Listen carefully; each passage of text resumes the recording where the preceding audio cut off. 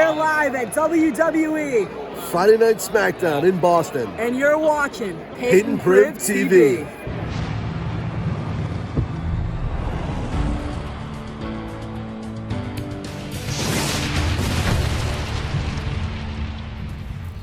Welcome back for another edition of Payton Priv TV. And this is our special edition of the WWE Friday Night Smackdown, February 28th, 2020. I'm Phil Privitera, here with star Payton Privitera, and I'm here to ask you a few questions. How does it feel to be back on TV? Feels wonderful being back. Obviously, being up at college is a blast, but I love being home, and I love being here in the studio, talking to the folks at home who tune in as often as they do to hear what we have to say, so I'm excited. Okay, well, Thursday at Super Showdown, we saw Bill Goldberg win the Universal Championship. And the question on everybody's lips in this cold February weather here in 2020 is, who's next? Well, after what we saw here tonight, I think that the Samoan badass Roman Reigns is who's next.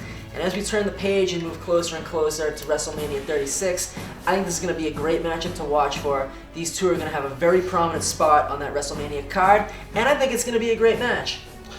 Well, the next topic I want to talk about is the women's division matchup. Now, tonight at SmackDown, we saw the SmackDown Women's Champion, Bayley, take on the challenger, Naomi. Now, in this match, we would see the champion Bayley lose via disqualification due to the interference of Boston native Sasha Banks, who returned tonight from a long-term leg injury. During the 2-on-1 beatdown, United States Marine Lacey Evans would get involved and even up the odds. The announcers then received word that the match would be restarted as a 2-on-2 tag team match, and the baby faces Naomi and Lacey Evans prevailed in the end. Now, Payton, why don't we talk a little bit about John Cena's road back to WrestleMania 36? Alright, now the champ was indeed here tonight. Wes Newbury's favorite son, John Cena, returned home to Friday Night Smackdown in the Boston Garden. And in the main event segment of the show, he gave a very heartfelt speech to the Boston crowd, saying that he would not be competing in this year's WrestleMania. After this, he was promptly challenged to a WrestleMania match by the Fiend Bray Wyatt as the show was going off the air.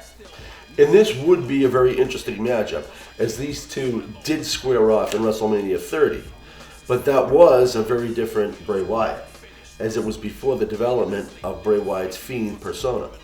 I agree with you there. That was a very different Bray Wyatt. This is a very different Bray Wyatt now than the guy we saw in 2014. If you recall back to WrestleMania 30, we saw John Cena walk away with that match. It was almost no contest. But since then, Bray Wyatt has become a much stronger and much smarter competitor. And now when he transforms into the Fiend, he is seemingly invincible inside of the squared circle.